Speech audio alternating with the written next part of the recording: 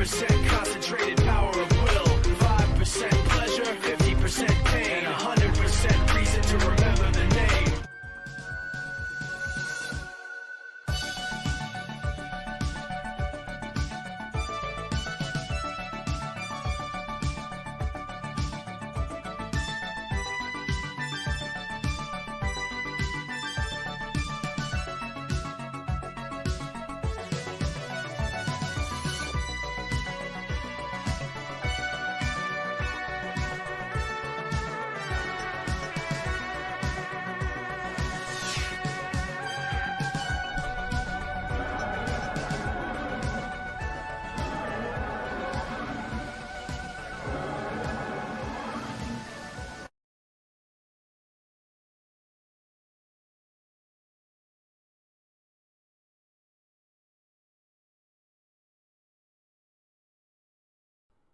My choices for the welcome are homeless people or Native American cultures that have been driven to near extinction, so fuck it, I'm just gonna jump right into it. Welcome to episode 465 of an Unearthly podcast, streaming live on the 1st of November 2022, and featuring The Curse of Clyde Langer, written by Phil Ford, and starring Elizabeth Sladen as Sarah Jane Smith, Daniel Anthony as Clyde Langer, Anjali Mohindra as Rani Chandra, and Sinead Michael as Sky Smith. I am Bill Sylvia, the one in black, and with me are our co-host Randy Ronson McCulloch. I was debating whether I should just be hostile and angry at you for the rest of the podcast once you introduced yourself. And our interim technical director, Alex Fireheart. Hello.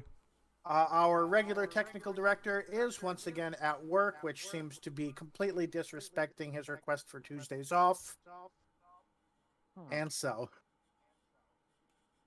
Yeah, it sounds like when I used to work security, and it's just like, no, we'll get somebody to come in so we can do that. Oh, I'm sorry, we got nobody, so you're gonna have to close. Yeah. Mm-hmm. I hated that. But no, Bill, if you didn't get it, that was a reference to the episode. Oh, got you. Took me a second. Low slurners, people.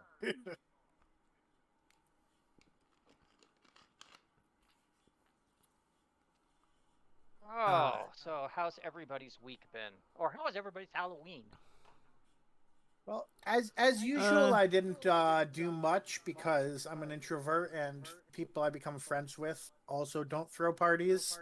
But I did wear a Halloween costume on Monday, and that was also the day I taught about emotions. So I snuck in some material on horror movies.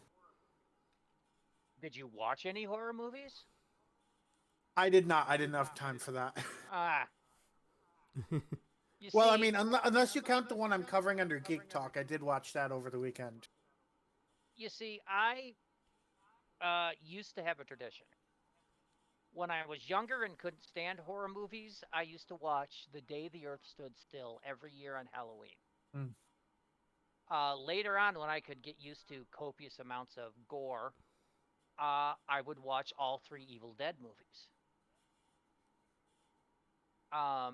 So this year, I was browsing around my streaming services and I saw Ash vs. Evil Dead, which I had never seen the 3rd season of.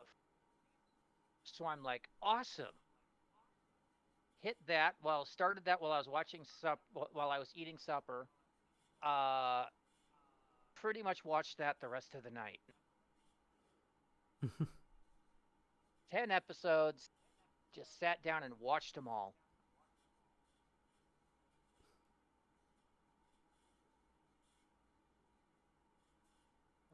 Really bit of a nostalgia flashback. You know what? I've been going through a drought of things to watch on YouTube lately, so I probably could have just looked on Hulu to see if there was a good horror movie to watch on my phone while I was doing work. Yeah. If you had Netflix and you've never seen Ash vs. Evil Dead, I'd highly recommend it. But only if you've ever seen the other Evil Dead movie. Yes, I've seen all the Evil Dead movies, yeah. So, The first one he tries to play it straight. Halfway through the second one, he's like, "Oh fuck it, we're just gonna make Yep. this cheesy and campy as possible." And then Army of Darkness, he turned it up I to think, 11. third one's 100% camp, and then fourth one goes to 100% serious again. Oh, the remake. Yeah. Nobody counts the remake. Well, I heard at one point they were planning on them crossing over. They never did. Okay.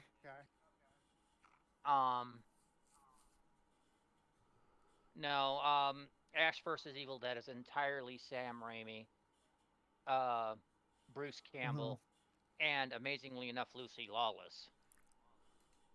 Yeah, I think the plan was they were going to do something crossing over the cast of Ash versus the Evil Dead with the cast of the remake, but I guess that went nowhere. Oh, that might have been a plan they were going to do for season 4, but they got canceled after the 3rd season. I mean, give it time, it might end up being a comic. True. So like Freddy versus Jason versus Ash.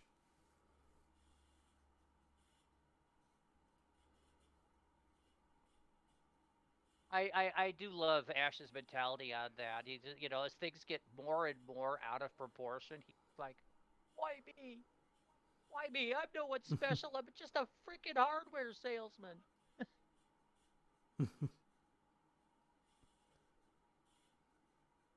How about you, Alex? How was your Halloween? Basically just worked and played video games, so well, it's funny, like most of like the movie watching I had done for the spooky season I did beforehand, because it was a lot of I've gone through and watched, and I'm basically spacing them out because of how much geek talk there will be over the next couple of weeks, but like Dracula, Frankenstein, Invisible Man, and The Mummy, and The Wolfman. I had most of those on VHS back in the day. I mean, I probably would have actually bought like a Blu-ray collection they came out with of them a while ago just to have it, but like it must have been either very limited or like by the time I found out it existed, it was so long after they released it that it's just hard to find now because they don't keep it stocked up. Which, like, if they're not going to do that, then they can at least dump them all on like a streaming service or something. There really does need to be a better streaming service for classic movies. I would love to be able to watch some of the old Marx Brothers movies, but nobody bothers carrying anything past like 1960 unless it's like The Wizard of Oz or something. I know when Netflix had everything, they had a lot of the classic movies, but I have no idea about now. I mean, I feel like I've seen some movies from the 50s and that on streaming services, but they are like not obscure in the least, and like stuff that's like high drama or whatever the hell, like just like things that were blockbuster hits, but nothing like horror or whatever, I think.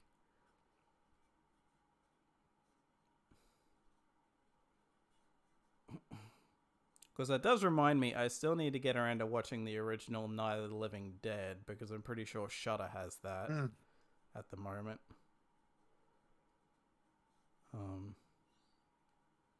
And like, it's one of those movies that I've meant to see, and it's funny because I would have been able to just watch it wherever and it wouldn't matter because it used to be public domain, but then they got the rights back, so they got the rights sorted, so... So, Ran, have you been shuffled around anymore and scrambled over the past week? Nope. Still in the same room. Okay. They did swap my bed for a one with a regular mattress.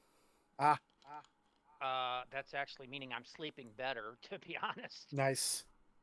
Because I'm not feeling like I'm sleeping on a bouncy castle. you roll over the wrong way and it tries to eject you. Phew.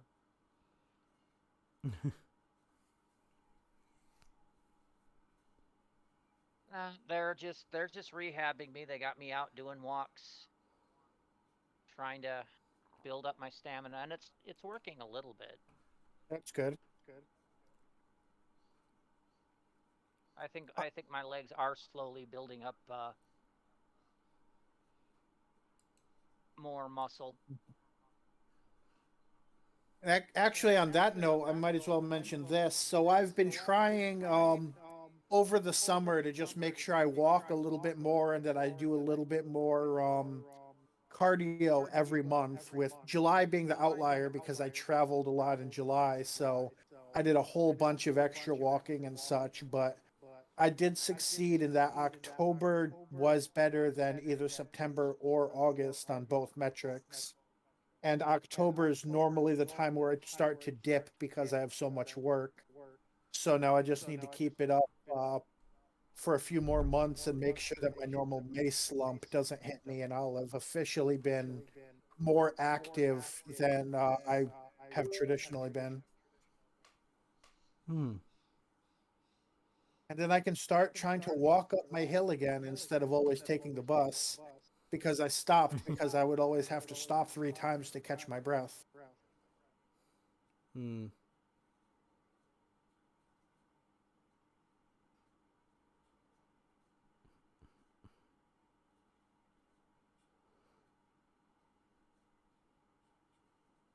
Anybody have anything else, or shall we move on? I think we're about ready to Um. move on. I mean, Okay. I, Hmm. I, I don't have much else. I mean, I live here in my little bubble, Mm-hmm. and I only learn stuff when usually somebody tells me. Anyway, so on tonight's show, we've got birthdays, news, um, a little bit of geek talk, and finally, our episode summary, our review, our final thoughts, and our ratings. So let's get into it. Starting on October 28th, the first birthday we have is Matt Smith, who, of course, played the Doctor from 2010 to 2013. He turned 40.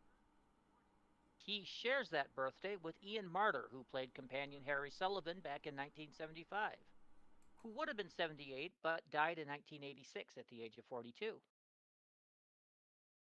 Uh, 29th sees the birthday of Michael Jaston, who played the Valeyard in 1986.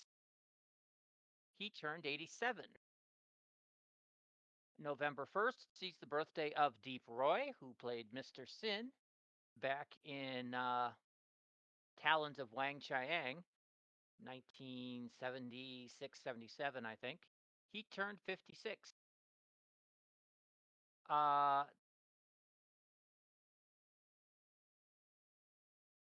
I actually think, yeah, that's it for birthdays. Apparently, I had some leftover ones here I need Ah, to kill.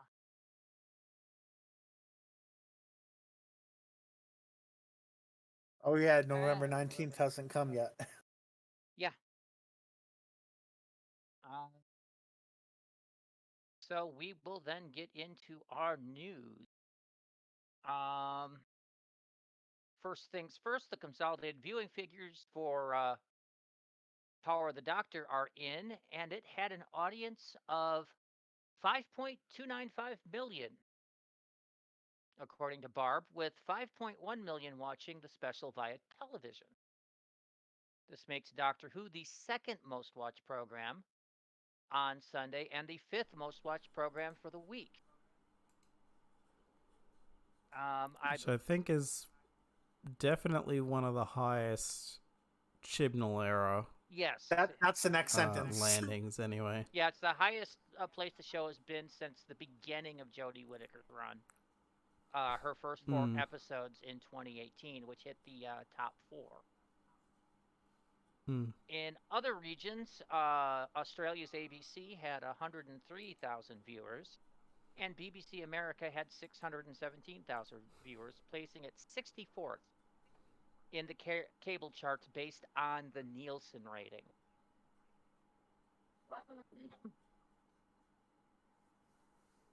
Yeah. the wonderful. Which was interesting because now with the Disney Plus thing, neither of those ratings are going to mean shit come next year. Right. All right. So, according to the Radio Times, Peter Capaldi has been talking about other stuff and asked if he would ever do a David Tennant-esque coming back. He said, "No, I'm done."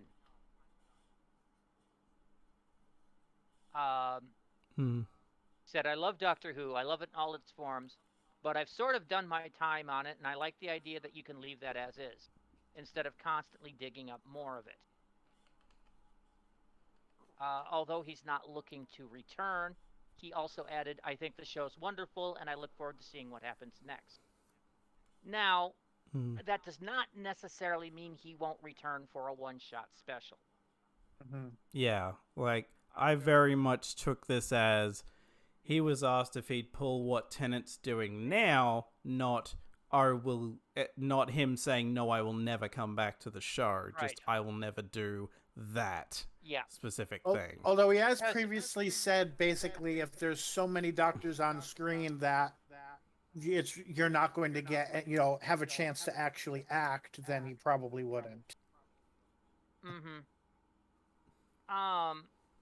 But, I would think he would have known that coming back for specials like that might have been in the cards when he took the job, considering he was well aware of how Doctor Who worked. Yep. Yeah.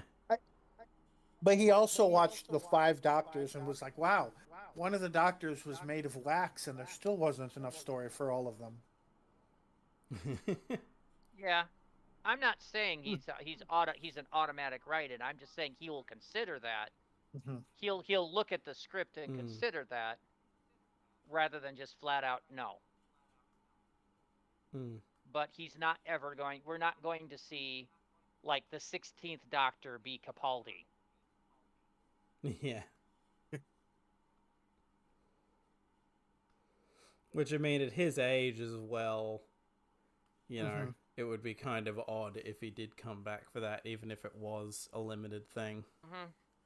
Now, David Tennant, you have to remember, it's been almost 20 years since Tennant was in there. It was actually 15 now that I think about it. But still, he was in his early 30s, I think, when he was the Doctor. So he's in his late 40s now, and he still looks pretty damn good. But I do think he realizes he's getting at the point where he would not be able to do this if they asked him to. He could do a one-shot, but he could never actually come back. So he's kind of like, oh, I want to give it one more go. Besides, before too long, David's kids are going to be the Doctor, right? Right. Yes, that's the special Doctor Who eugenics program that he and Georgia Moffat have been working on behind the scenes. Either that, or they're going to marry into the families of the other Doctors and eventually produce the Quizards Hatterack. I don't know.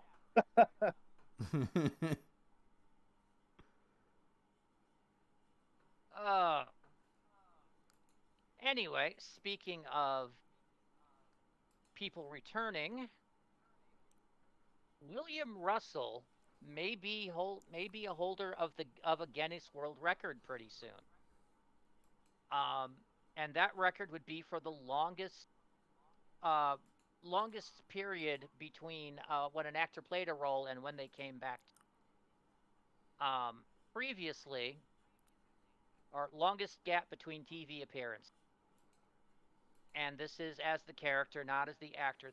Currently, that world record is held by Philip Lowry for the role of Dennis Tanner on Coronation Street, which is listed as a 43-year gap. People have done the math, and William Russell last played Ian Chesterton before Power of the Doctor 57 years, 3 months, and 27 days ago. Now there is nothing official yet, no word yet from Guinness, other than we're Hmm. looking into.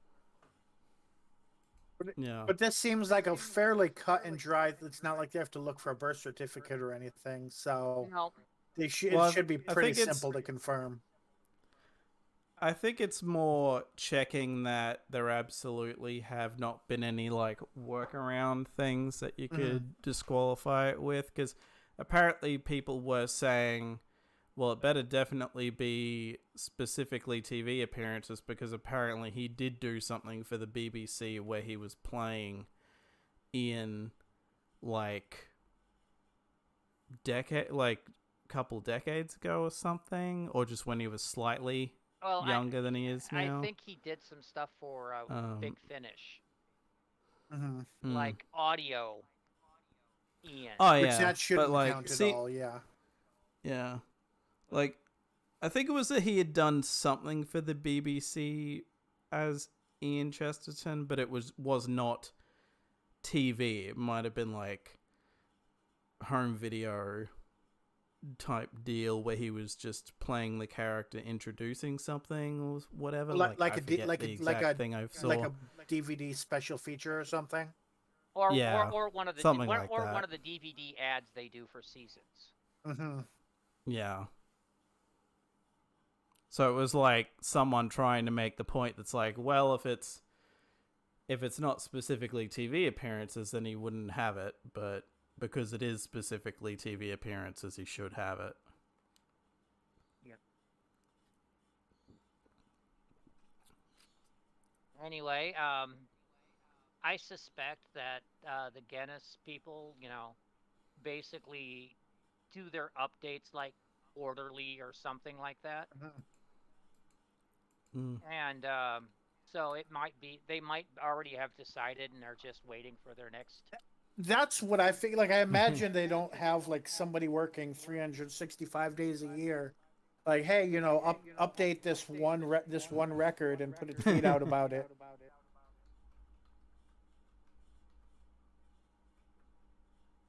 Yep, I'm pretty sure that I'll give it a few months and they'll probably make an announcement. Mm. Moving along, recently, from the 10th, 20th October, the RadioTimes.com ran a poll asking fans to choose between Series 1 to 13 as the best post-revival season of Doctor Who. Those votes have been counted, and Series 4 was the clear winner with 24% of the votes. That also would have gotten my vote. Apparently, after that, Series 5 with 12%, Series 1 with 11%, and Series 2 with 10%. Um,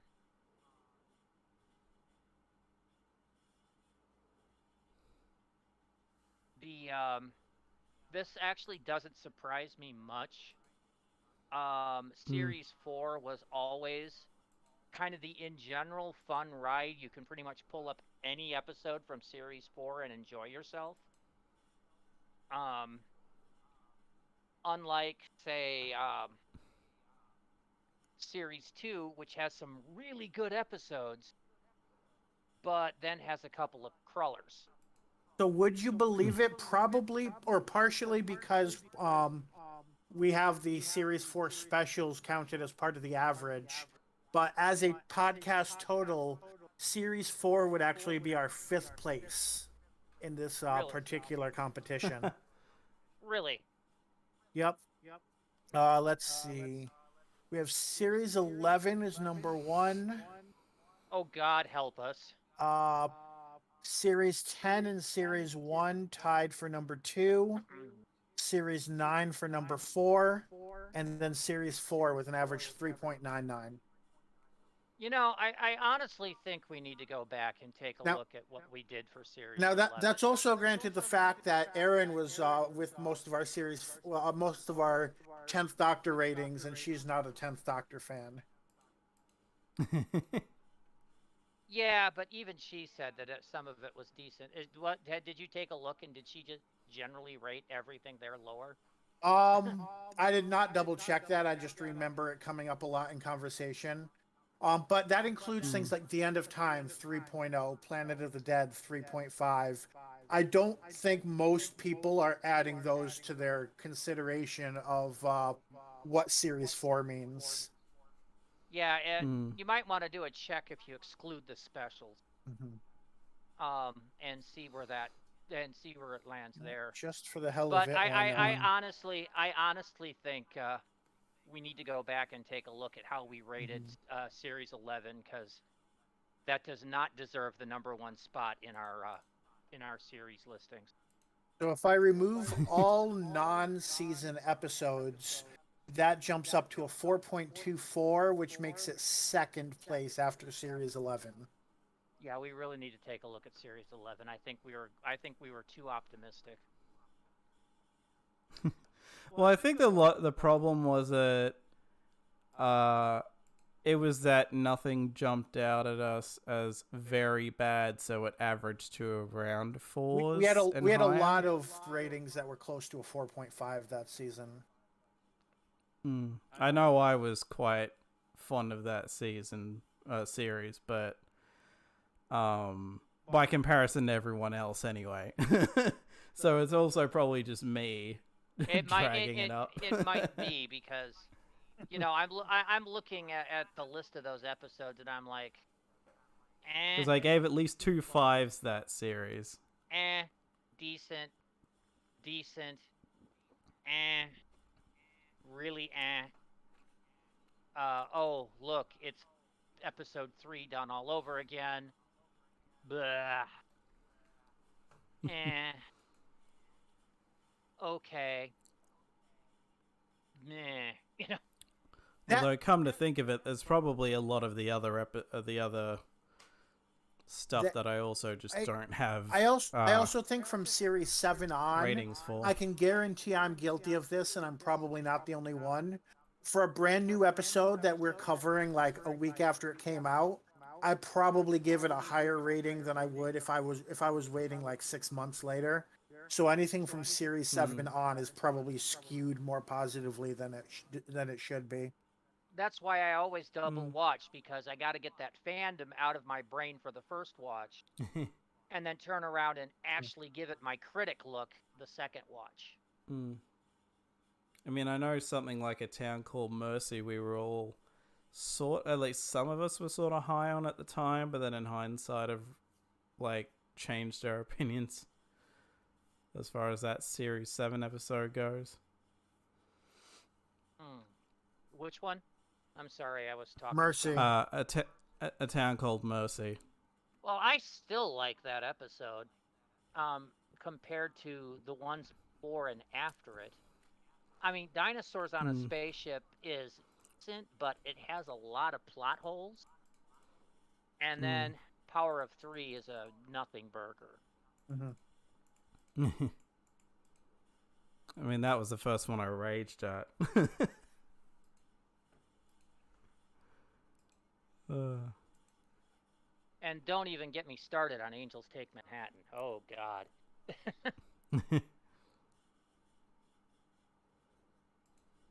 I still hold the record for the longest rant, and it was all about that episode. Anyway, so yeah, we were saying that Series 4 goes today, and like I said, I can understand that one. My favorite used to be Series 2, but now even I can see Series 4, which is kind of nice because that's David Tennant and Catherine Tate, who will be seeing them up again. Which the funny thing is I feel like with Series 4, even the weaker episodes are also just kind of brought up somewhat by the chemistry that Tennant and Tate have. Yeah, I mean, I'm looking at the listing for these episodes, and there isn't really a bad episode in there. There isn't one I can go and go, ugh. I mean, Fires of Pompeii, I think, is probably one of the worst. Well, by ratings, we didn't like Planet of the Ood, I think the worst. I am not counting the Christmas special. Hmm. Before you correct me, and I'm not counting the other specials. I'm just looking Right. in the blockage here. And yeah, Planet of the Ood is the lowest one that we've got. And hell, that's still watchable. I like that. There's still some Mhm. great Yeah. scenes in I that think it episode. was, yeah. I think with some of them it was more so like it's good, but it's also just kind of there in a way. It's like it doesn't jump up to being great, so we just kind of gave it more middling ratings Yeah, in but some cases. then we had, like um the Santarum Stratagem, the Poison Sky, and the Doctor's Daughter, which in my mind were three great episodes. Um Silence in the Library, Forest of the Dead were great episodes, except for um Russell T's habit of having bad guys shout out catchphrases. I mean the Cybermen have still been branded with the delete. Mm. Um Although at the very least in the Chibnall era they didn't chant it. yeah, it's just part of their terminology, like the Daleks usually say exterminated instead of killed. Mm. Although the Daleks also chant exterminate when they're killing stuff, but yeah. You don't see the Cybermen running around going delete, delete anymore. We might be Yeah. going back to, but the hey, who turned out the lights in Silence of the Library, Forest of the Dead was kind of annoying. But that was the worst part about it, and I enjoyed the rest of the episode. Midnight is considered by many to be one of the greatest episodes of the season, and we gave Turn Mm. Left a freaking 5. So we love this season. Hmm. Whereas Series 2, which would have been one of my favorites, has that double act of love and monsters and fear her Right. Mm. that you're just like, ugh. And just it's the one that goes hard on the Rose Doctor Yeah, stuff, it's it's which it's the one where Rose starts But acting even like that that. doesn't really negatively affect the ratings. I mean, I mean, other than the fact that School Reunion and Girl in the Fireplace give contradicting messages. both are actually really good episodes. Well, Girl in the Fireplace less so. But School Reunion is one of the good ones. New Earth was one of the good ones. Rise of the Cybermen, Age of Steel, which is the ones that did have the Cybermen going delete, delete, Hmm. is still a great combo episode. It Yep. was it Even it. even if it gave you PTSD from certain songs.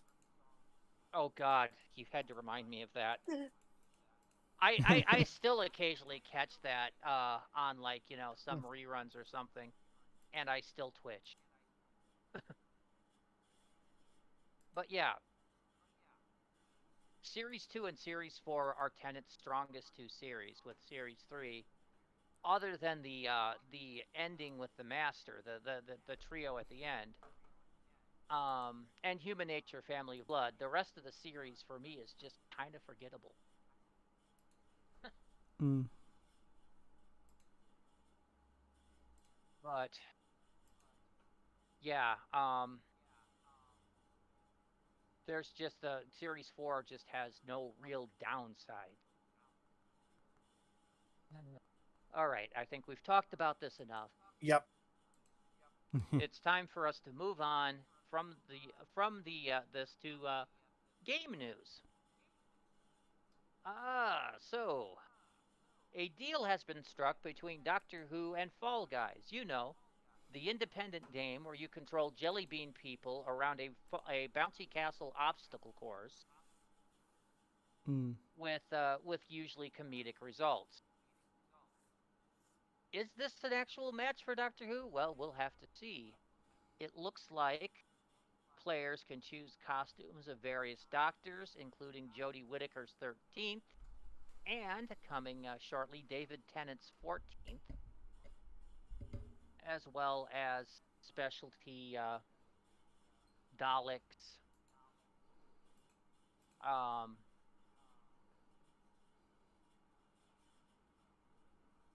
I don't know what else, but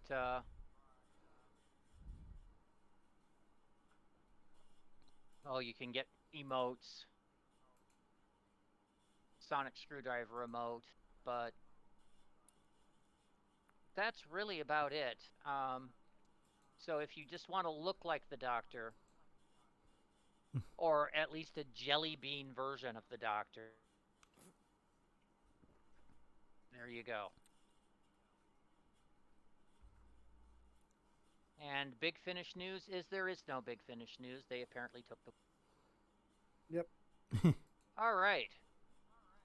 So that takes us down to Geek Talk.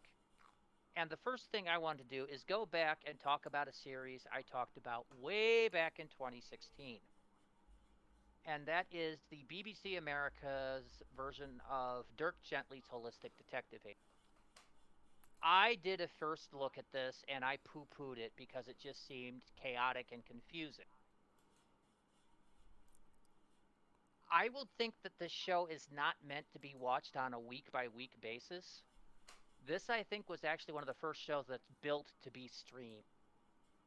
Because I came back to it last week and watched it in like all at once. And if you had a week between those episodes, the various chaotic threads that all come together at the end, you would forget they happened. You know, like who are these guys? What are they about? That kind of thing. Yeah, you don't get it, but if you watch it all put together, it then makes a weird sort of sense. It's still, I think the fact that they labeled it Dirk Gently was a mistake. Because the character, though he's called Dirk Gently, isn't the Dirk Gently if you know books.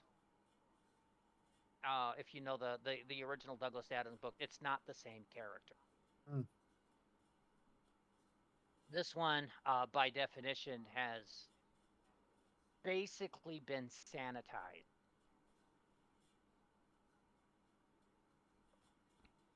I don't know. Have either of you ever read Douglas Adams' Dirk Gently books? I have not. No. The character in the books comes off as a cynical, chain-smoking, kind of almost a con artist. Like, you know, being a holistic detective is his latest scam of, yeah, I can basically get paid by my employees to take long vacation. Because since all things are interconnected, I could charge them for taking a trip to the Bahamas looking for clues. You know, where this guy just seems to be this real eager, slightly insane individual. Hmm.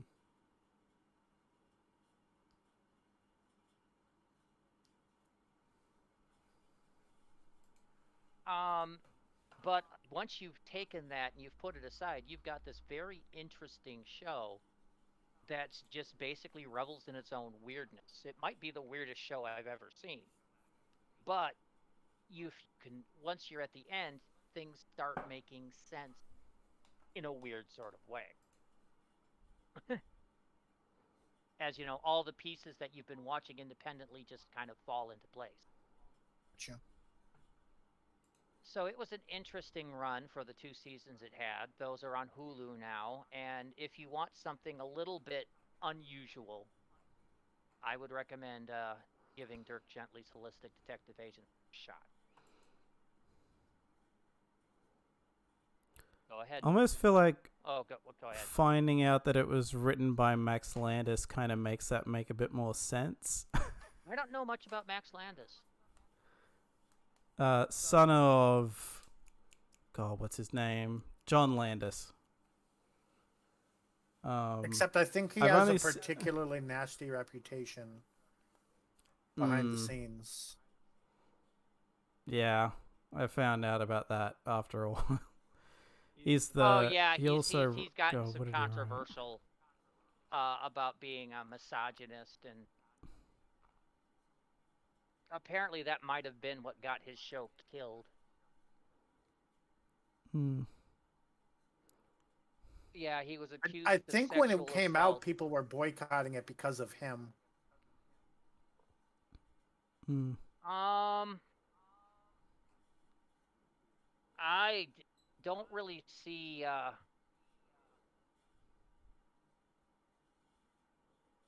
I mean, he mentions the fact that he was in trouble at about the time this came out because he mentioned the character Rey in Star Wars: The Force Awakens as a Mary Sue, and I kind of agree with that personally. Um, because she just happens to know the Force and learns it within minutes. Stuff that characters took ages to learn. There was, that just kind of bothered me about the character. But this was 2015 and got shot down for it. Now, mind you, we are looking at that through retrospective eyes on how crappy episode 7, 8, 9 are, too, aren't we? You guys still with me? Yeah. Hmm. Um, we saw how we know how that trilogy ends now, and we're just like, ugh. I've never actually seen episode 9. That's how bad it is. Aaron's just like, you don't want to watch this. Okay. She's like, I watched it and I wish I hadn't. Hmm. Yeah, I saw it in the cinemas and I want my money Oh, back. maybe it was So after season 1 came out because apparently he started getting accusations of sexual assault from former coworkers in December 2017. Yeah, that was what I was with when you mentioned the fact that it was Hmm. getting boycotted from the beginning. But yeah, that might have started the boycott. And yeah, he apparently does have some history of sexual assault and um other some other stuff that was just not nice. mm, Thus said, him calling Ray from Force Awakens a Mary Sue is probably the least offensive thing he's done yeah. in the last 10 years.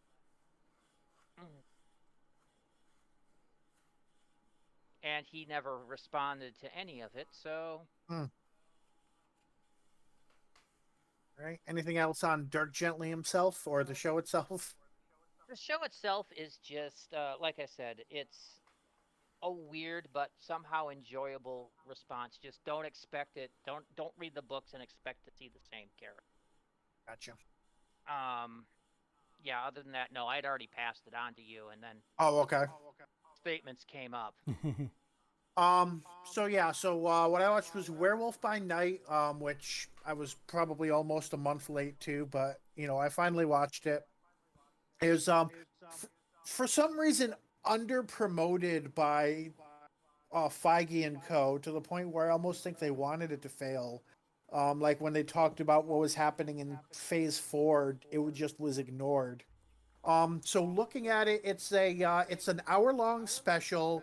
It's mostly black and white. So for the majority of the special, the only light is the red light coming from what's referred to as the Bloodstone, which is an amulet that has various powers that are anti-monster, whatever the plot seems to need. Although these might all be from the comics. The plot is the premise is basically a big monster hunter patriarch has died, and they're having this big gathering to determine who basically becomes his successor and earns the Bloodstone, including his estranged daughter and the person who happens to be Werewolf by Night, as well as a bunch of other monster hunters. And the idea is that they kill each other, and Man Thing, which has been like kind of unleashed within their compound, um, which Werewolf by Night is actually trying to free. It turns out to be a friend of his. Um, so that's the plot kind of unfolds from there. It's black and white to evoke the feeling of something like the Universal horror movies, um, and it's an interesting gimmick, I'll say. I don't know if it really adds or I mean, it definitely helps.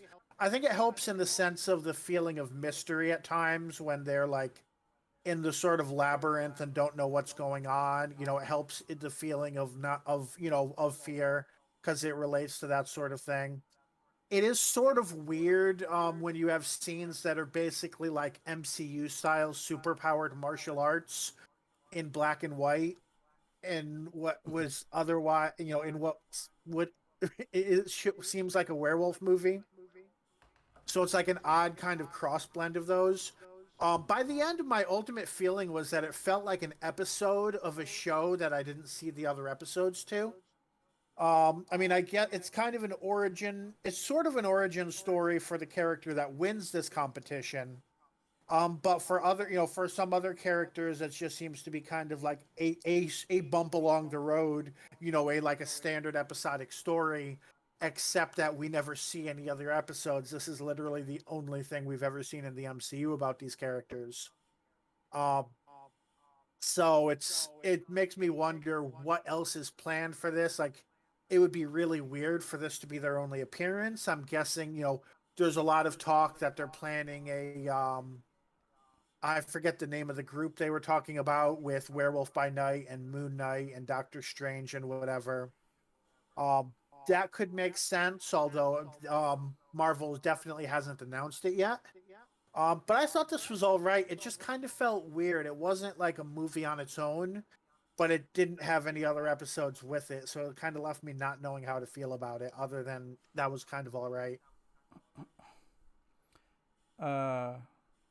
The most little that I do know is that the person who was behind this basically just wanted to make a standalone, like wanted to make something that was fairly standalone. So Interesting. we'll see where it go. We'll see where it goes from there. Right. But I think it's a matter of wanted it to be something that people could watch without having to know anything about the MCU around it, essentially. Oh yeah, there was one scene that had me crack up laughing. It's not a plot spoiler, but it is a spoiler in the sense of how the movie unfolds. So I don't want to go too much into it. But yeah, it's kind of has to do with like the directing and stuff like that. And I guess that's really all I would have to say about it.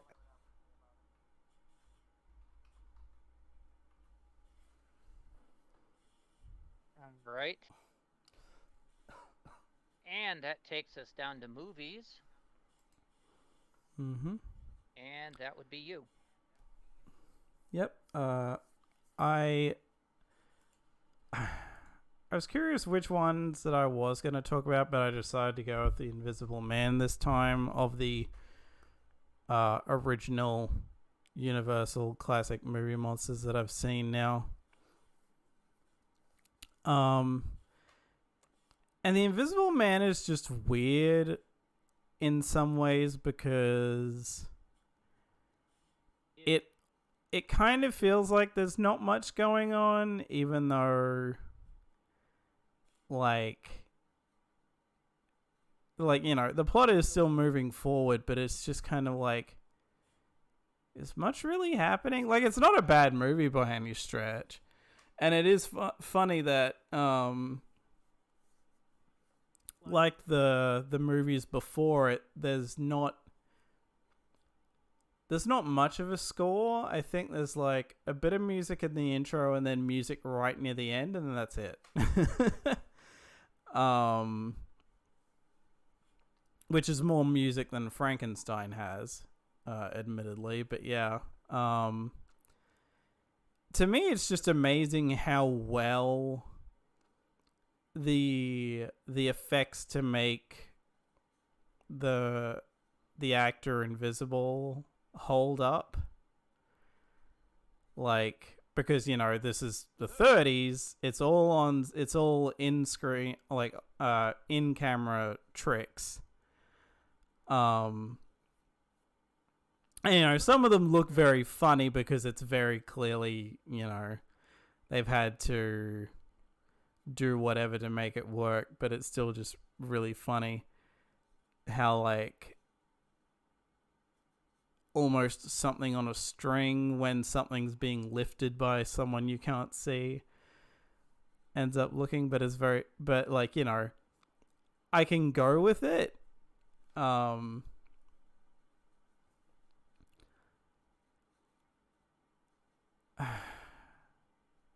yeah, it's one thing that this movie has that, like, pretty much all of these movies seem to do, of the ones that I've watched, that feels so weird, but I basically just chalk it up to this was the 30s. Is that pretty much, it's like the title monster, or in this case just the Invisible Man, it's like they get defeated, movie's over. Like, there's no, you know, there's no, like, something like we would expect these days, but there's, like, at least a couple more minutes where we reflect on what happened or something. Nope. The evil has been defeated, movie over. Which is just so bizarre. But it is still fun. I feel like this is easily the campiest of the movies that I've seen of these first couple stretch of these. Though it probably helps that the director's gay, and I'm pretty sure the guy playing the Invisible Man is as well. But yeah, it's just so weird because, like, watching these movies is kind of a trip because it just feels like you're watching, like, a more expensive version of a recorded version of a stage play or something. But I guess that's how a lot of early TV and film was handled anyway, at least with sound. But it was just so funny. And the way they pronounce shit in The Invisible Man is kind of funny. Because you've got people that are from England having to put on accents to sound like they're from the US in some cases, which is weird in some cases because this seems to be set in England. So I'm not really sure what's going on there. But, like, they always pronounce A sounds as eh. And I don't understand why. Like, I think it's just the Hollywood accent at the time. It's because back then, that's what British people thought all Americans sounded like. Do you remember back when we covered Tomb of the Cybermen? When they thought everyone was John Wayne? Yeah, everybody had that Texas accent. And it was obviously English people trying to do a Texas accent. Which is funny because people from England will talk about, oh yeah, there's a different accent every 10 minutes. You do realize the U.S. is bigger than Europe and probably has just as many regional accents if you really dig into it. I mean, I think in some cases it was certain accents couldn't be used on screen because just they didn't come out right on the sound recording as well.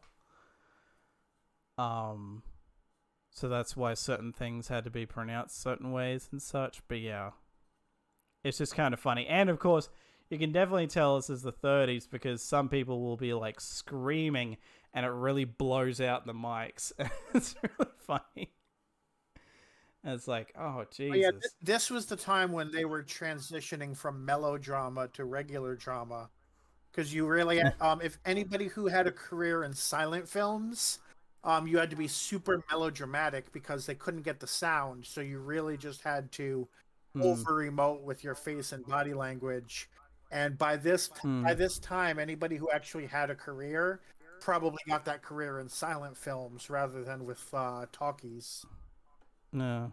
Or just generally we used to stage stuff where you had to project to the people in the back, sort of a thing. Yeah, generally it's a good movie. I'd say it's worth watching, but just keep in mind that it's a movie from the from the early 30s. So moving on from that to Halloween Ends, which I really liked it. Later. Yeah. The funny thing about watching Halloween Ends is Halloween Kills shouldn't exist, is basically my opinion now, because Halloween Kills is such a middle film that doesn't fit the slasher genre to me. Whereas Halloween Ends is set several years after Halloween Kills rather than picking up directly after it, even though Halloween Kills ends on a cliffhanger, to the point that it just feels like you could cut like the first 10 minutes off of the start of Halloween Kills, slap it onto the start of Halloween Ends, and just throw the rest of Halloween Kills out. And it would still flow relatively okay. Like, it is so bizarre to me. Like, the movie's like, it takes a while for me to get used to what it's doing, because it's, at first I'm like, this doesn't feel like much of a Halloween movie right now. Like, I like what they're going for, but it doesn't feel like a Halloween movie. But, you know, they circle it back around. There's one thing that they do where when I read up on it, it's not supposed to be supernatural, but it came off to me like it was supposed to be. So finding out in hindsight that it was something else, I'm like, well, that's not what I got from the that new scene, director was but okay. supposedly wanting to make it completely not supernatural. Yeah, which is funny given some of the stuff that Michael survives in these movies, I swear to God. It, like, are you sure? Because you're sort of going for it. You're just making the smart decision of not explaining. Because that was the problem with, like, the 4, 5, 6 thing, is that they eventually gave an explanation for why he can survive all this ridiculous shit. Well, Curse is the one that finally does, but, like, 4, 5, 6 are, like, the trail of going to that, because 4 says, yeah, he totally survived being burned alive. I don't know how, even though he clearly was supposed to die. But, you know, and then from then on, it's like, yeah, you can survive all of this stuff. So then they decided they had to make up an excuse as to why. And then later ones, they just don't bother. I don't even think Rob Zombies do. But, yeah. It's like, it's so funny to me that just like, this is very much an instance of, if all we had was Halloween 2018 and then Halloween Ends, I'd be a lot more positive on these. Although I am still of the opinion that Halloween 2018 would have been enough. But I will say, this is definitely the last of this timeline. Thank God. Because there is, like, it bugs me how often, like, Rob Zombie is the only other person who's actually closed off his timeline definitively in some way. This is the only other case where it's like, I won't say how or what, but just generally there is a definitive ending. It's not left open-ended. This is like the second time this has happened in this fucking franchise. And I'm just like, oh, thank God. Because David Gordon Green, the director, has basically said, yeah, I'm done. And Jamie Lee Curtis is also going, yeah, I'm done. So we're closing this chapter off because she's never coming back, and that director's done, so his timeline is done. Which, given how old she's getting, it makes sense that she would basically be like, yeah, I'm done with this franchise now. But yeah. Of course, it doesn't mean the franchise is dead, because give it like 5 years and there'll probably be another one. Jamie Lee Curtis was old enough that 20 years ago she had a movie where it was written in the script that that a character considered her as looking like the Crypt Keeper.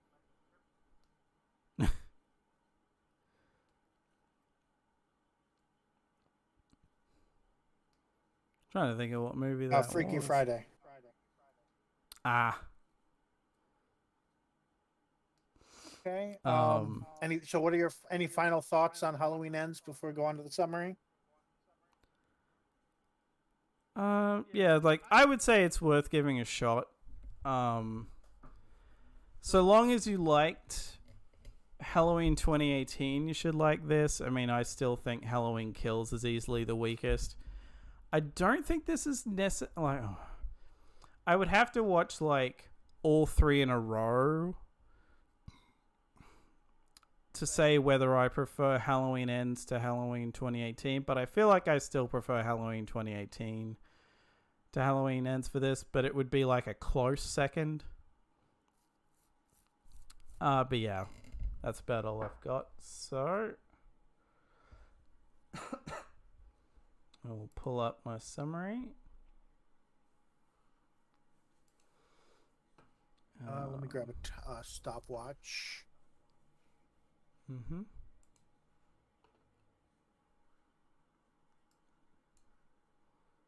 All right, ready for a countdown? Yep. Okay, 3, 2, 1, go. Okay, we open on Clyde asking someone about a storm before we spend most of the story in flashback. Sky is being enrolled into the school Clyde and Ronnie apparently still attend when a bunch of fish fall from the sky, which, while brushed off as a natural phenomenon at first, the size of the fish makes it seem unnatural. So they visit an exhibit featuring a Mojave totem pole.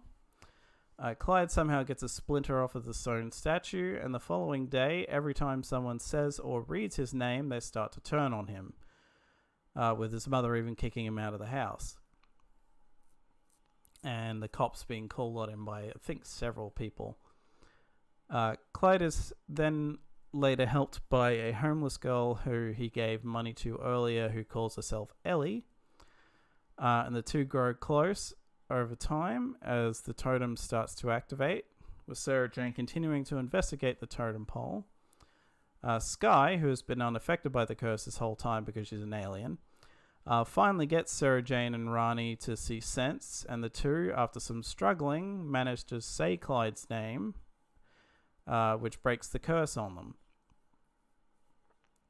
Eventually, they manage to find Clyde, and despite his protests, manage to bring him back to Sarah Jane's house, summoning the totem pole to the attic, and having Clyde undo the curse overall by shouting his name while putting his hand to the totem pole. After looking around for Ellie for about a day or so, they realize she was using a name she just pulled off of a poster, with a homeless man coming up and telling them that the night dragon got her, which turns out to just be haulage trucks that occasionally give lifts to homeless people to other places across Europe. We then end on Clyde back at home, staring longingly into his portrait that he drew of Ellie. And done. All right, that's 2 minutes and 7.7 seconds. Although I think it was at about 1 second by the time you started talking.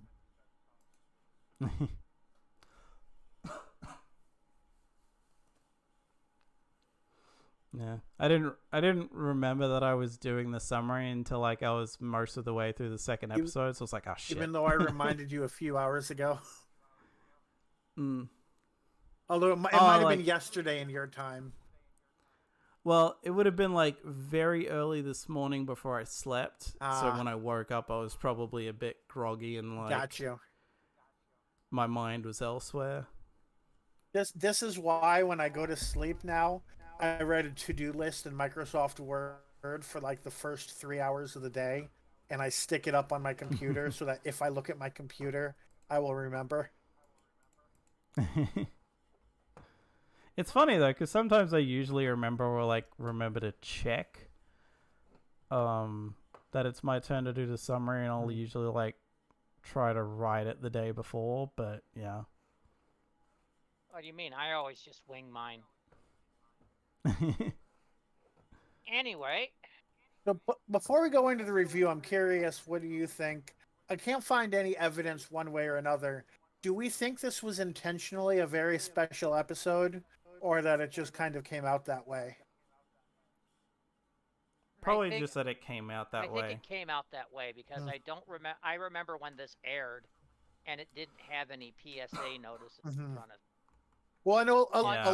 a lot of the time that's done in kind of a deceitful way, like the Buffy anti-drinking episode. But I was wondering if the BBC had like a homelessness awareness campaign around this time or anything. But if Nothing so, I'm aware not of. finding any evidence of it. Mm. Nothing I'm aware of. Yeah. I think it's more likely they felt I think it's a matter of it's a kid show, so they probably felt, well, we should probably address this sort Right? of. Yeah, it might have just been the writer's decision for sure. Yeah. Because, like, I feel like if it was the whole thing, it probably would have been played more into, like... Like how people get homeless. Yeah. Or just, like, the night dragon would have been, like, the villain somehow. Rather than Native American stuff. Well, the night... Oh, I see what you're saying. Okay. Like, it would have been homeless people are disappearing. What's this about? Rather than Got you. fish falling from the sky and all that.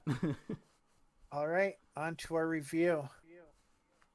All right. So, what did we like about the episode? Bill, you are first, since I don't think we have any review from Matt. Right. What did I like about the episode?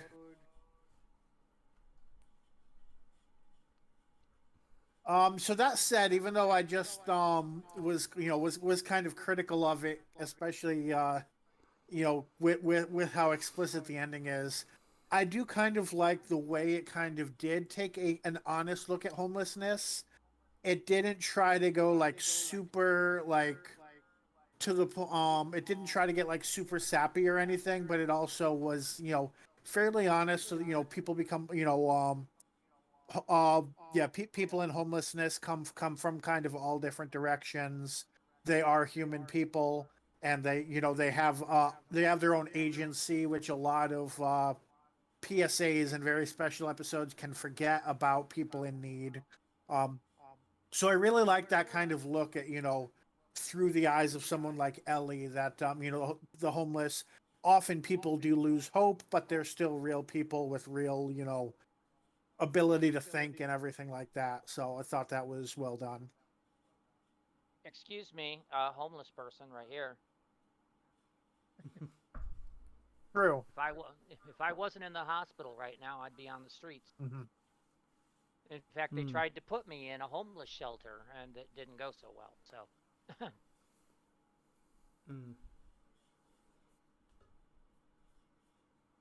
okay. Although Alex, how about you? if you What's lived somewhere where they had the NHS, would that be the case? I honestly don't know. I don't know. That's derailing. Yeah. We're not in the UK, so. So, Alex, what did you like about it?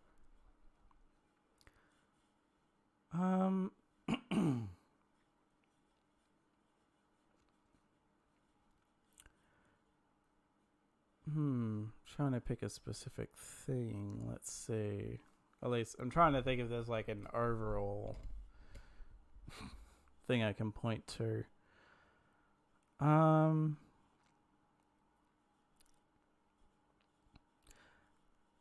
I guess it's just like a running thing. I like how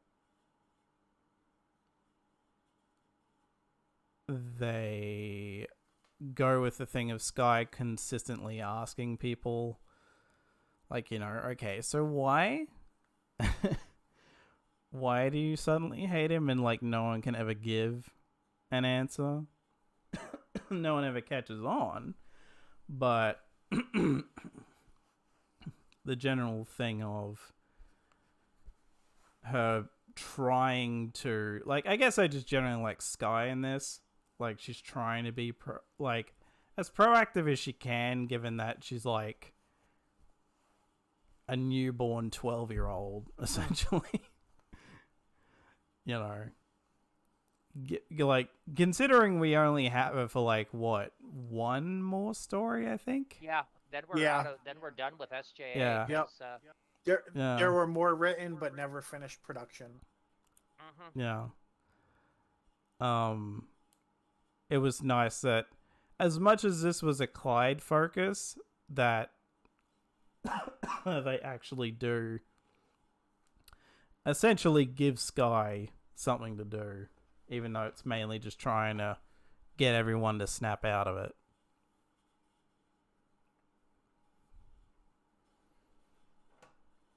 All right.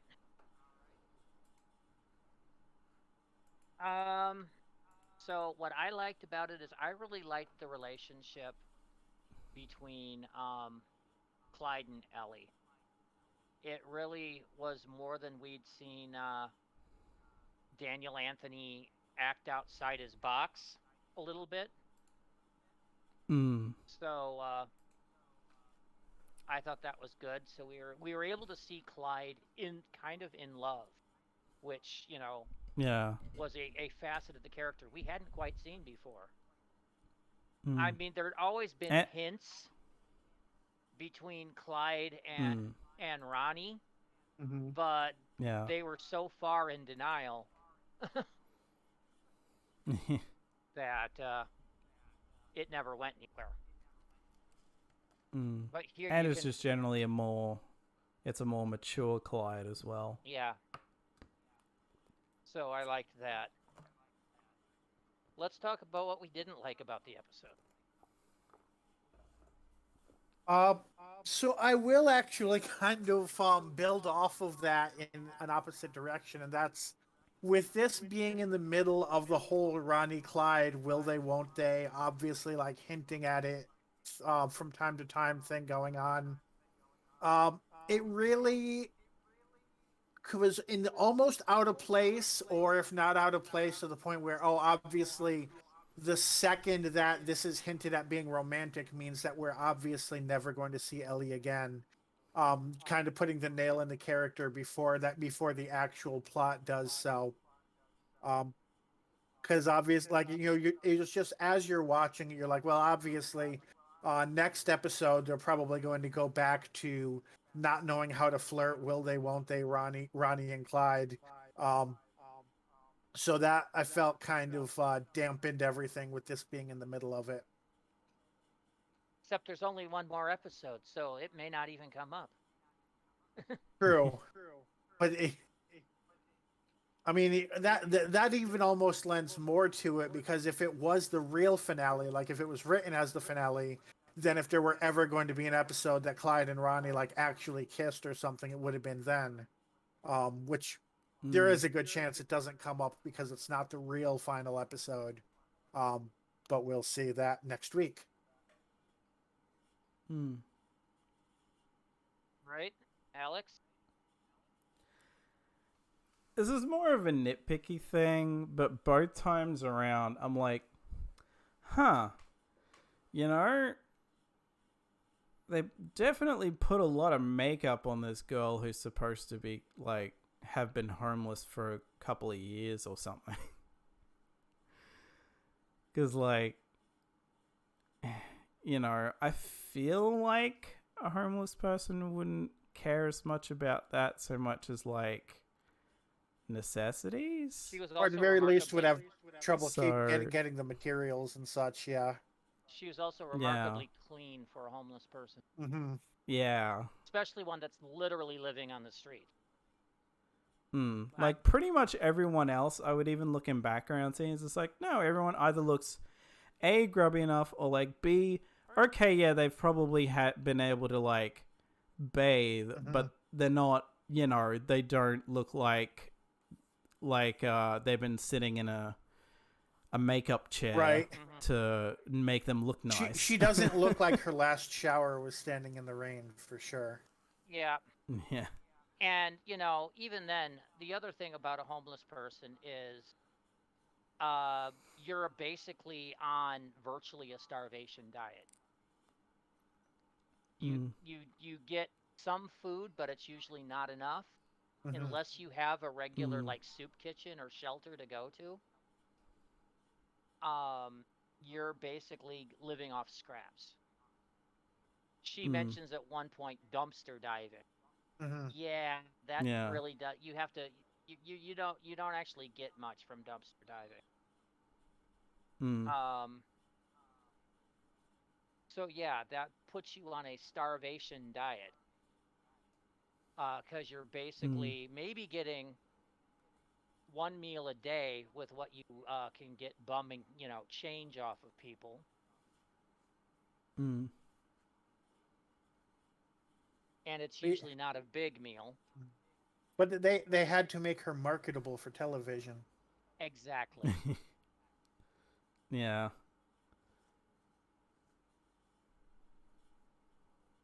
Okay, whose was that one? Me. Okay, so it's up to me. Okay, so I actually have a couple of things.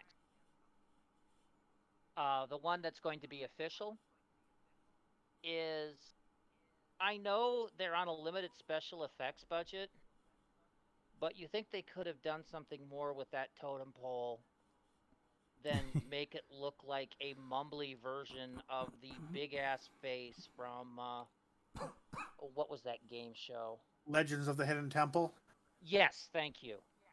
I didn't even realize that it had mouth opening effects until I was rewatching the trailers to cut the opening together. Oh, I did. It's like the eyes are moving. It looks like a freaking cuckoo clock. If you replace the sound with, bong bong, or or something you would see out of the freaking enchanted tiki room at Disneyland, only crappier. Yeah, because in this case they took a physical prop and they added minimal budget CGI to make the mouth open rather than having an animatronic mouth. And even then, they also just make it go from like actually being like 3-dimensional to just the face is just flat. Yeah, it's a terrible, terrible hack job that you think they could have done better using practical effects and cheaper. Because yeah, it's not like it has to say anything. It's just wailing, so it just has to be able to open the mouth and like move the eyes, and that's it. Yeah, and it was just, I mean, if you think about it, back in the Five Doctors when they animated the little Time Lord face statues, they did a better and more frightening job than this thing. Just saying. And that was, freaking 15 years before this was made. Right. Actually, might have been closer to 20. But anyway, that was the main thing that I said there. My other problem is the fact that Clyde created a superhero called the Silver Bullet. Only Clyde could name a superhero after a crappy American beer.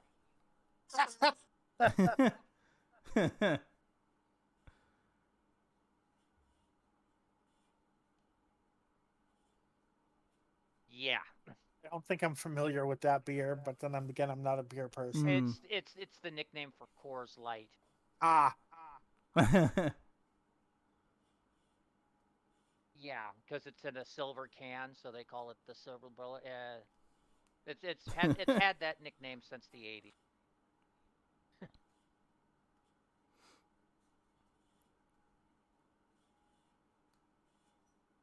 All right. So favorite scene. favorite scene? I think I am going to go with Clyde going to the museum. Because it's he was able to he figured out what was going on. I mean, and this I think is kind of repeating stuff I've said with other Sarah Janes, but he figured out what was going on. He didn't waste a bunch of time with the characters trying to figure out something that the audience already knows. He goes straight to the most logical source and talks to the person most likely to help him. Unfortunately, it all goes poorly from there, partially because he says, "Oh, my name is cursed. Oh, I remember your name." So that ruined it. But until that moment, his plan was going pretty well. Congratulations, you just listed my least favorite scene for that exact reason. There's a curse on my name. Oh, yeah, I remember your Yeah, name. It's Clyde I, Langer, right? the latter half of that scene is not the part that's my favorite, but up until that moment is. I'm like, lady, he just said the name was cursed, god damn it. uh, It's like, I have a problem. You'll suddenly die of a heart attack if you press this button. You mean this button? Beep.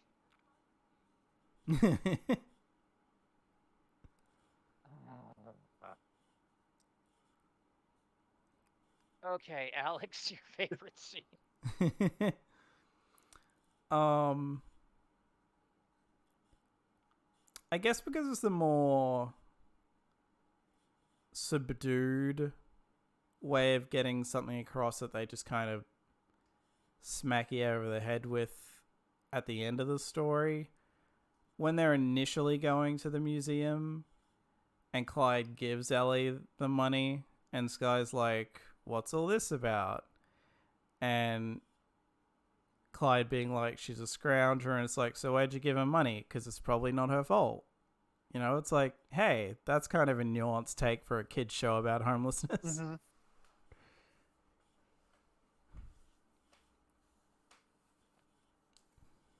It's like, they hit you over the head with it at like the end of the second episode. But yeah, Mm-hmm. that was kind of wouldn't have expected that on a kid's show. All right. I think my favorite scene was the ending where you find out what the night dragon actually is. Okay. Mm. It reminds me of the old joke about the viper. I don't know if you've ever heard of that one. I don't think so. No. Maybe, but go ahead and say it. He receives a phone call that just has this voice that says the viper is coming. And the guy's like, "Oh no, this, what is this, a career assassin? Am I in trouble?" And he gets all worked up and gets his friends all worked up, and they're all there, and there's a knock at the door, and they open it, and there's this guy with, a squeegee and stuff, and it's like, "Yes, I am the Viper. I'm here to wash the windows." Yeah, I heard that one as a kid. Yeah, yeah, but it was an old joke, and that just reminds me of the fact that you get so worked up about something, and it's fairly innocent, innocent like that. Mm. Right.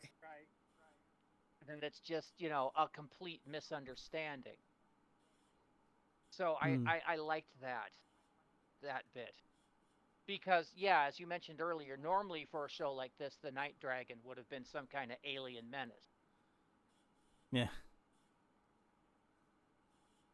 And instead, it's just, something Yeah. something benign that was blown out of proportion. Yep. Clever bit of misdirection. Mm. Yep.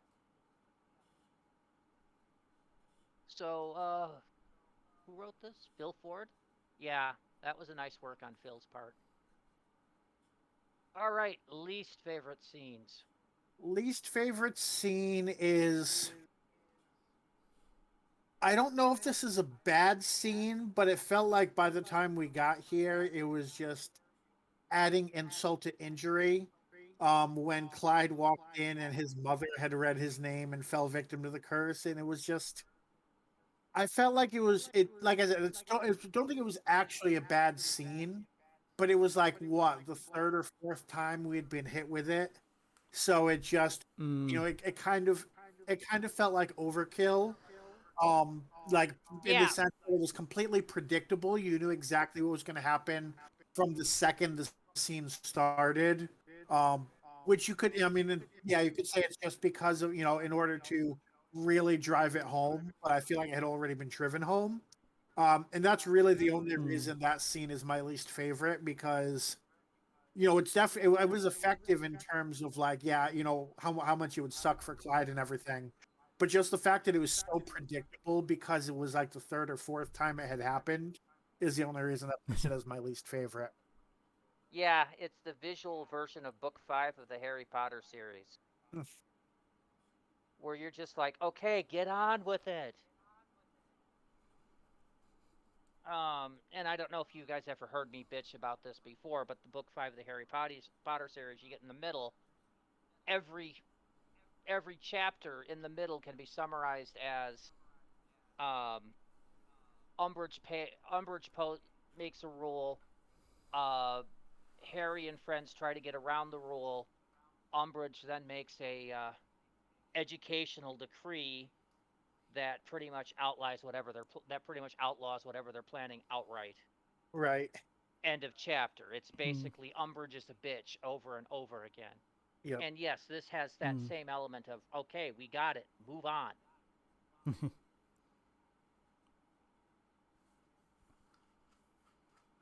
So I get where you're coming from, Alex. Mine is similar, but it's when he's sitting in the park and Oh, like the the the the the the kid, his yeah, former the kids he used to go to school with, yeah.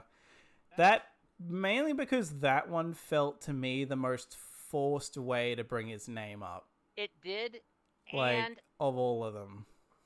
did we ever meet those kids before? I don't think so. We Yes, did. they had been background characters in previous stories, but not probably not in a while Okay. because we hadn't had like school related episodes in forever, So that but actually kind of fits with what they were saying because they were like, "Oh, you've regenerated into your sixth form, and now you're too good to hang out with your old friends." Not regenerated. You've I don't graduated know to British sixth form. schools. It's like you're in your sixth form. That sounds like you should be, with curly hair and No, no, choking no, people. no. Sixth form is an educational level. Mm.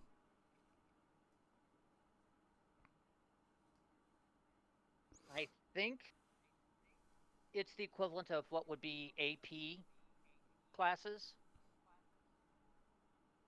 in the US, advanced placement. Ah, And he only got there because Ronnie kind of pushed him into taking ah. it. Because remember, Clyde always sees himself. I did Google it after watching the episode, and it made it seem like it was your last 2 years of high school. Yeah, he's it's he basically got bumped forward a Ah, grade is what happened. I mean, granted, he's 23, so kind of needed to be bumped forward a grade. Well, yeah, but that's just the case. I mean, that's the same issue that we had with Class is that you have people in their 20s trying to play actually American TV does that too. Hello, cast of Buffy. Mm. Yeah. Hi, we're all high schoolers at Sunnydale, and we're in our 20s. Although at least I know some of the cast there was under 18. Maybe when it started, but I'm pretty Because sure I'm pretty sure they were in their 20s by the time they graduated. oh, I'm trying to. One second. Eliza Dushku had to emancipate herself from her parents because she was too young to do the scenes that she scripted for otherwise. And that was the year that they graduated. Which, granted, does definitely put, it makes me view that a whole different because her plot in that season was probably among the most sexual that Buffy ever got. Okay, my network burped. Ah,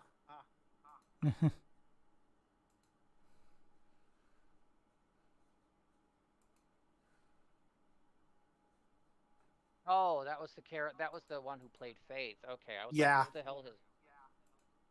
Yeah. All right. Um.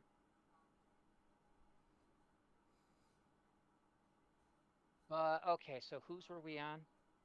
I'm That losing. was we're Alex's up. least We're favorite. I think it's up to you yeah, now. Okay. yeah. Well, I gave you one example of what I didn't like was Hmm. the lady in there, but I'll give a second example for that, and that's the solution where they're all, basically just have to chant Clyde's name repeatedly to break the curse. Boy, that's relatively interesting for a Native American curse. Yeah. Mm. I mean, I guess it seems like it would have been impossible if not for the fact that they had an alien with them. So it does seem like it was kind of effective, but Well, yeah, yeah. but you would have thought that there would have been a little more something to it. Hmm. Mm. Um, then again,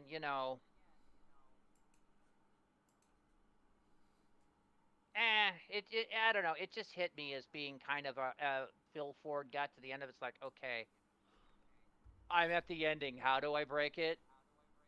Yeah. Oh crap! It seemed like just a quickie out ending. Gotcha. Mm. And considering Russell T was known for those too, where he gets to the end, it's just like, oh crap, I need to end this. Right. I just tend to find those a bit annoying. Just say Mm. bad wolf and it'll fix everything.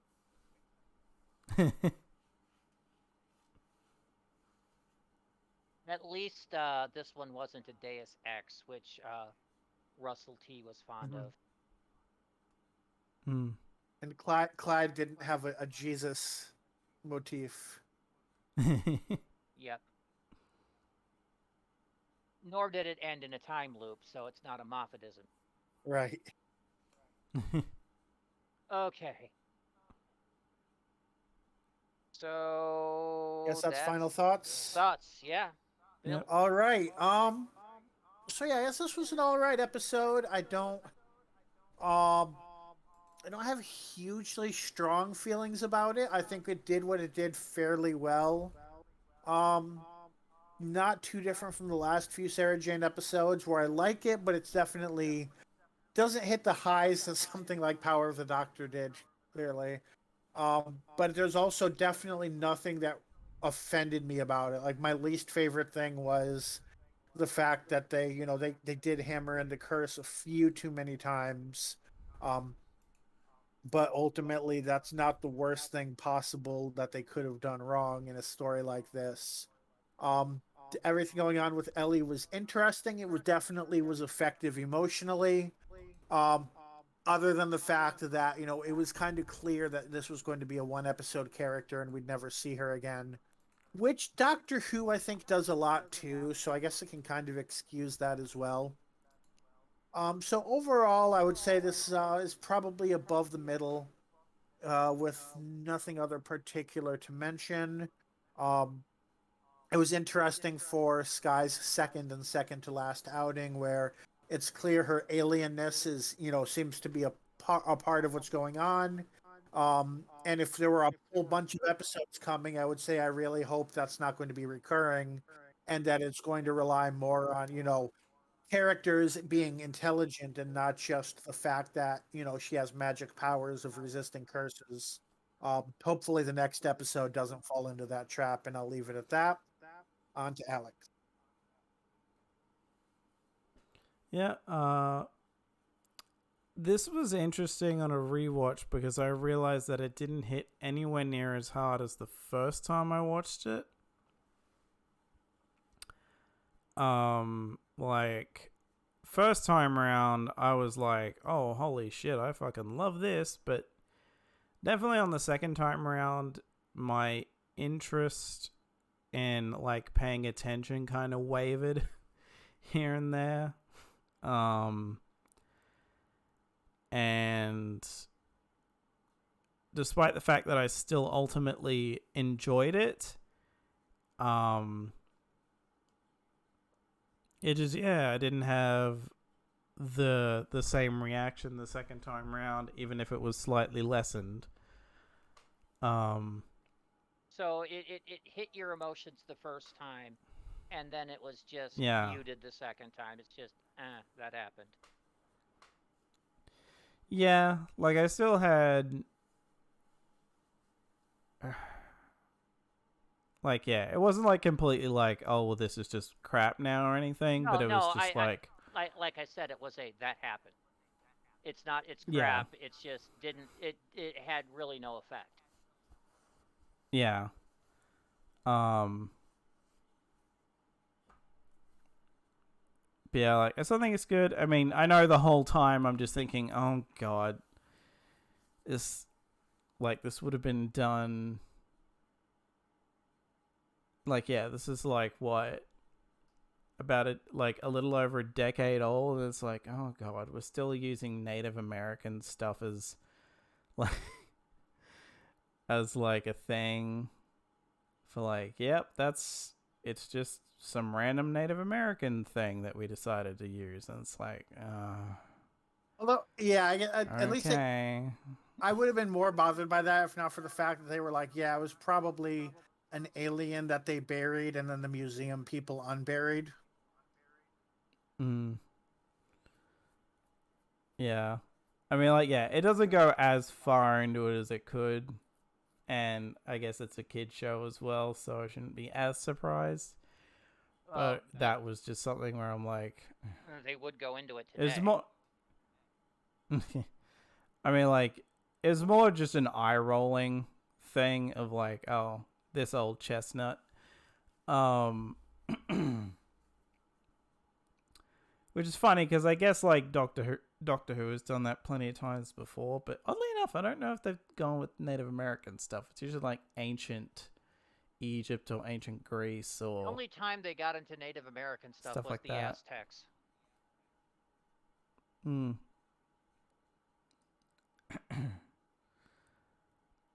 that's not, Yeah. I mean, technically it is a Native American, but not the kind that people think about. Yeah. Yeah.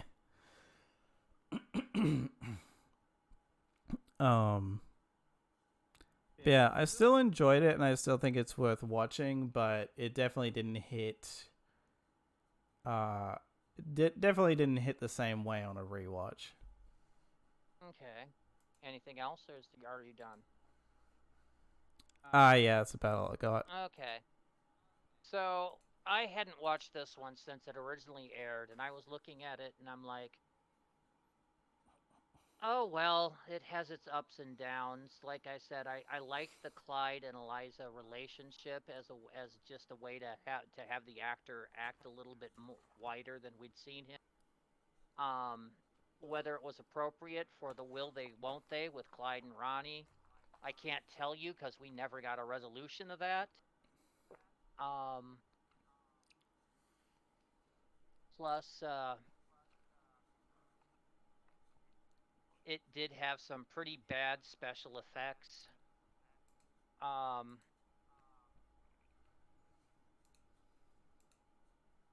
And once again, I agree the whole resolution of, hey, by Sky going, yeah, I'm an alien, I can, I'm not affected by that. I mean, it was affecting Luke, and he was a freaking alien genius. So yeah, I'm not sure I buy that 100%. And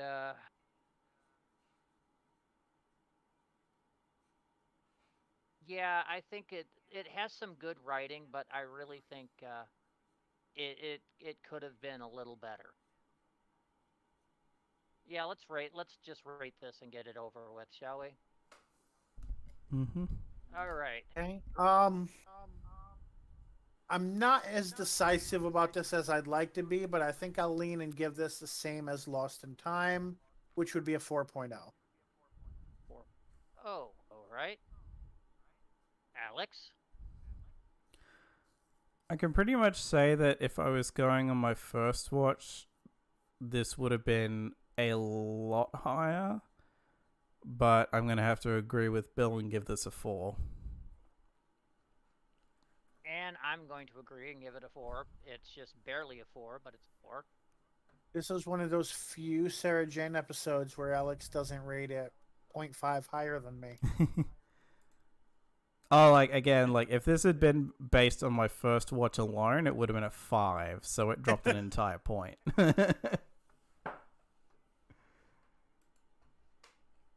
But yeah, I think it's like a 3.8 in my book. So that gets up to a 4, which makes the average of 4, which makes this at a 4.